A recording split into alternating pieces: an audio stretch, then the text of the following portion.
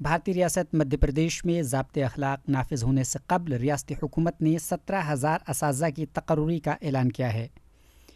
Professional examination board کے اعلان کے تحت امیدوار 25 دسمبر تک آن لائن درخواست جمع کر سکتے ہیں۔ وہیں بھوپال کے دانشور حکومت کی جانب سے کی جانے والی اس تقرری سے بے حد ناخوش ہیں۔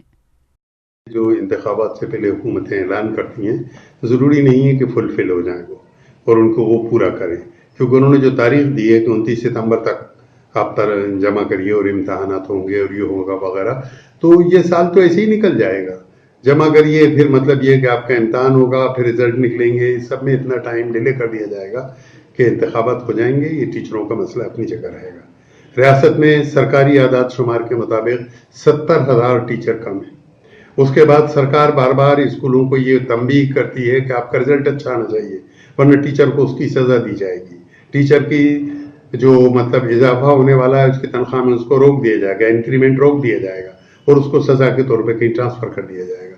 سوال یہ ہے کہ جس ریاست میں 70,000 ٹیچر کم ہوں، 70,000 ٹیچر کی ضرورت ہو، وہاں پر آپ صرف 17,000 ٹیچر رکھنے کا اعلان کرتے ہیں۔